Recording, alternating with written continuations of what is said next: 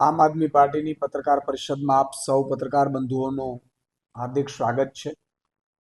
આપે જોયું હશે કે જે રીતે આમ આદમી પાર્ટી અત્યારે ગુજરાતમાં લોકપ્રિય બની છે, આમ આદમી પાર્ટીનું વધતું કદ વધી રહ્યું છે, આમ આદમી પાર્ટીના જે નેતાઓ છે, આગેવાનો છે, એની સાથે લોકો જોડાઈ રહ્યા છે, લોકો એમને સાંભળવા આવે છે। ભાજપના 162 ધારાસભ્યો છે, સાંસદો છે, 25 એમાંથી કોઈને પણ સાંભળવા લોકો નથી આવતા। લોકો ભાજપના કુશાસનથી ત્રસ્ત થઈ ચૂક્યા છે।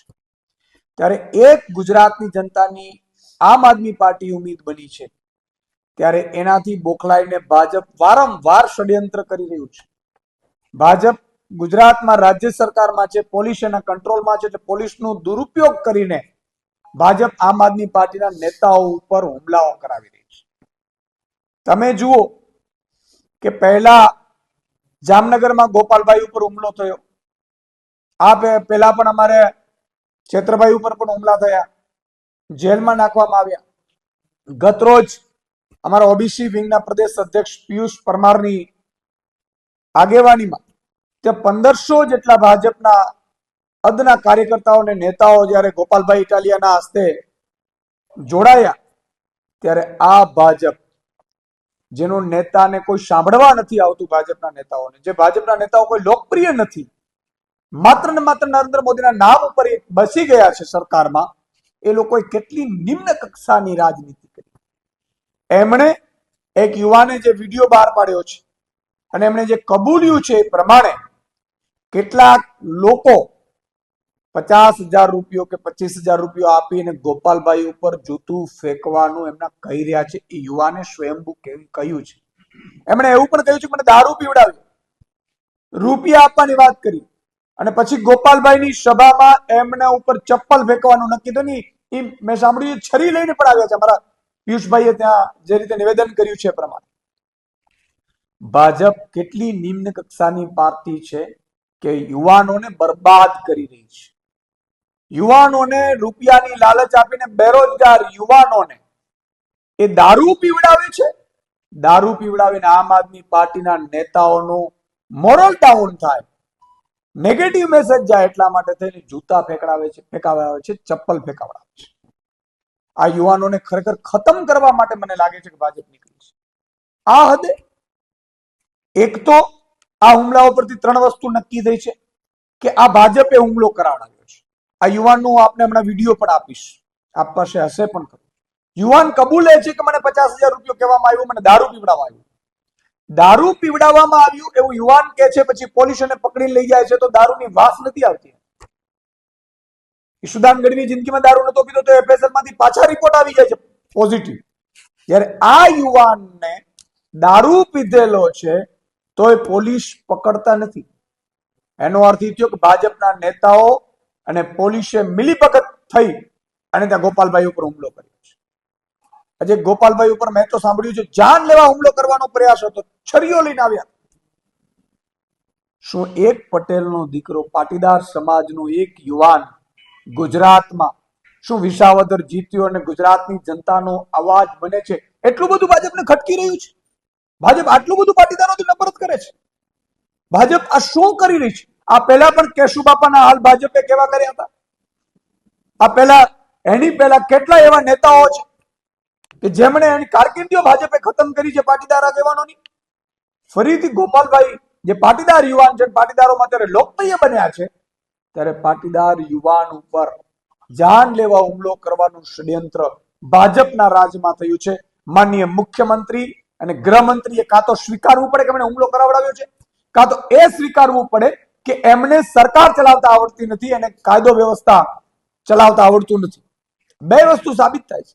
અને આ જે રીતે અત્યારે આ આપણે હું દેખાવી રહ્યો છું, આપ જુઓ, રામજીભાઈ ભકાભાઈ એનો છોકરો નીત ને બીજા એક ભાઈ હતા, એનું નામ છે ભરતભાઈ, ને એક બીજા વ્યક્તિ હતા, કે હું સાહેબ છે ને મિનિસ્ટર છે, કે તમારે આ રીતે કામ કરવાનું છે ભાઈ, કે તમારી કે એને જૂતું મારવાનું છે, કે આવું કામ કરવાનું છે, તમને પૈસા મળશે, આ રીતના પૈસા મળે પણ એ કે હું તમને અડધા કરાવી દઈએ એમ કહેતા હતા। એ રીતના મને આ રીતના ઓફર ફેંકીને મને કરાવ્યો આગળ નામ બોલ બધાય ને મીત નામ છે ભંડુરી નો મીત કરીને છે કામજીભાઈ નો છોકરો ભકાભાઈ નો મીત અને એક બીજા બાપભાઈ રાજુભાઈ કરીને 4 વ્હીલ વાળા ભાઈ ને એક બીજા ભાઈ હતા એને મારું નામ પોલીસમાં કોણ હતું ને એક કોક ભાઈ હતો ડ્રાઈવર કરીને એ કે હું પોલીસમાં છે ને આમ છે ને તેમ છે એ કે તમે કઈ વાળ વાકો ના થવા દો કે તમે કે આ વસ્તુ કરજો જરૂર ને મને માણાવદર ખાસ ગાંઠી ફેરવા આવી કરું હું પ્રોગ્રામ કરું છું વગાડવાનું કરું છું માણાવદર વગાડવા વહી ગયો તો મને ત્યાંથી ચડી ગયા ને જબરદસ્તી દારૂ પાઈને વગાડવાનું કરે કે આ બગાડવાનું કરે એ રીતે અમે મને લઈ ગયા હતા આ રીતે માળિયા કે માળિયા એટલે મને માળિયા મને રાતે પોલીસ સ્ટેશને લઈ ગયા હતા મને તેડવા તમે વિચાર કરો, આ બેરોજગાર યુવાન જે વગાડવાનું કામ કરે છે એને 4 વ્હીલ લઈને આ લોકો લઈ આવે છે. આ યુવાન પોતે સ્વીકારે છે સામાજિક આગેવાનો પાસે, અને એમને દારૂ પીવડાવે છે, રૂપિયાની લાલચ આપે છે. ભાજપને હું કહેવા માંગુ છું કે અમે શું ગુનો કર્યો છે? ગુજરાતની જનતા માટે અવાજ ઉઠાવીએ છીએ, ગુજરાતની જનતા માટે લડીએ છીએ, ગુજરાતની જનતા માટે અમારી કારકિર્દીઓ છોડીને પ્રજા માટે લડવા આવ્યા છે.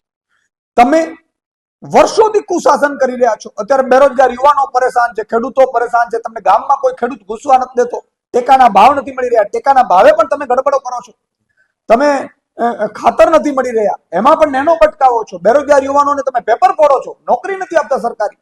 ચારે બાજુથી તમને જ્યારે તિરસ્કાર મળી રહ્યું છે, ત્યારે આમ આદમી પાર્ટી ગુજરાતની જનતાની ઉમ્મીદ બની છે, ત્યારે અમારા ઉપર હુમલાઓ કરવા, અમારા નેતાઓને દબાવવા, ડરાવવા, હતાશ કરવા, એની હત્યા કરવાના તમે પ્રયાસ કરો છો.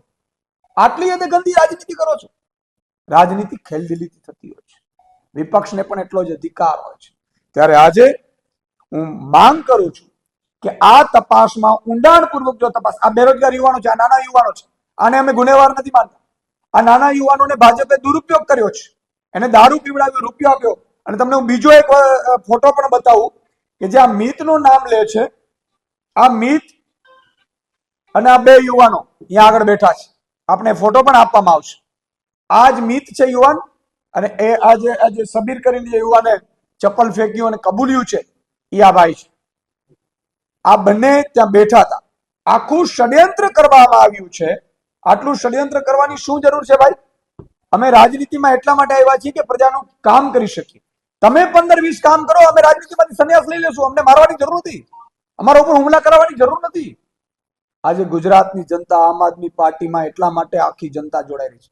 હું મુખ્યમંત્રી, ગૃહમંત્રી પાસે વિનંતી કરું છું કે આની નિષ્પક્ષ તપાસ કરો. તમે લોકો યા તો ગાંધીનગરથી આદેશ આપ્યા હશે, જો નહીં આપ્યા હોય તો અહીંથી લોકલ ભાજપના નેતાઓએ આદેશ આપ્યા હશે, તો એ જ ભાજપના નેતાઓ વિરુદ્ધ તમે FIR કરો, એની ધરપકડ કરો અને એને પાર્ટીમાંથી સસ્પેન્ડ કરો. જો તમે એમ કહેતા હો કે કાનૂન કાયદાનું કામ કરતો હતો, પણ જો કાયદો માત્ર ને માત્ર ભાજપ દુરુપયોગ કરી અને વિપક્ષને ડરાવવાનો, ધમકાવવાનો, એના ઉપર હુમલાઓ કરવાનો, એની હત્યા કરવાનો ષડયંત્ર કરતો હોય તો એ કાયદો નથી. એટલે મારી આ માંગ છે. બીજી મારી ગુજરાતની જનતા પાસે એક ઉમ્મીદ છે, માંગ છે કે જુઓ ને, તમે આ જોયું ને, આ પહેલા અમને પ્રશ્ન પૂછાવડાવે, મને મોરબીમાં પ્રશ્ન પૂછાવડાવ્યા હતા, પછી એ ભાજપનો કાર્યકર નીકળ્યો, ચેતર વસાવા ઉપર હુમલા થયા, ગોપાલભાઈ ઉપર આ બીજી વાર હુમલા થયા, રાજુભાઈ કરપડા અને પ્રવીણ રામ હજુ પણ ખેડૂતો માટે લડે છે, જેલમાં છે, અને જે દારૂ, બુટલેગર ને ડ્રગ્સ વેચે છે એ બેફામ કરે છે. ત્યારે ગુજરાતની જનતાએ નક્કી કરવું છે, નક્કી કરવાનો સમય પાકી ગયો છે. આગામી સ્થાનિક સ્વરાજ્યની ચૂંટણીમાં તમે ભાજપને મતથી જવાબ આપજો. આજે ગુજરાતની જનતા માટે અમે લડીશું. અમે કોઈ જૂતાથી, છરીઓથી કે લાકડીઓથી ડરવાના નથી. અમે માર પણ ખાશું. ગોપાલભાઈ છે, બીજા તમામ નેતાઓ છે, તમારા માટે લડે છે.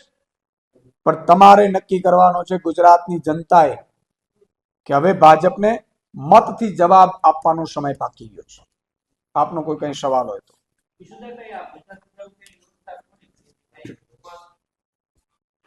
અમે એ જ કહીએ છીએ કે 25,000 કે 50,000 ની વાત થઈ, 4 વ્હીલ થી લેવા ગયા યુવાનને.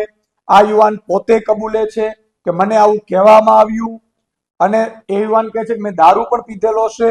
દારૂ ક્યાંથી આવ્યો છે? કારણ કે ગુજરાતમાં દારૂ લાવવો હોય ભાજપ સિવાય કોઈ લાવી ન શકે.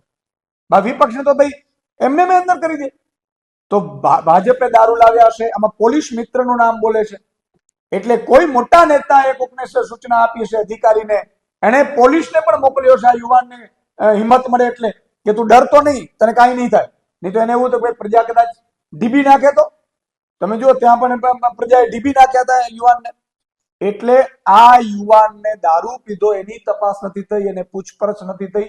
અને હજુ પણ મને શંકા છે કે ભાજપ આ યુવાનને ઉપાડી લેવડાવી દેશે, ફરીથી કોઈ નિવેદનો વિરોધમાં કરાવડાવશે અને આમ આદમી પાર્ટીને બદનામ કરવાની કોશિશ હજુ પણ કરશે. મને પૂરી શંકા છે.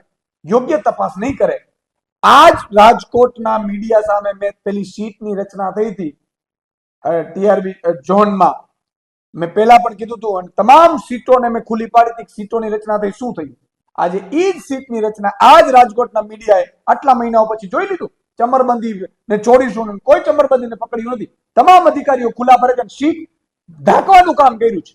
અહીંયા પણ ભાજપની પોલીસ આખું ષડયંત્ર પોતે રચ્યું છે. ભાજપે હુમલા પોતે કરાવડાવ્યા છે, રૂપિયા પોતે આપ્યા છે, ગાડી પોતાની છે, છતાં એ ઢાંકવાનો પ્રયાસ કરશે. અમારી પાસે લડવા સિવાય, અવાજ ઉઠાવવા સિવાય અમારી પાસે કશું જ નથી. એટલે હું જનતાને વારંવાર વિનંતી કરું છું કે હવે ભાજપને તમે મતથી જવાબ આપજો, નહીં તો તમારા મારા દીકરાનો પણ આવી રીતે કરતા વાર નહીં લાગે.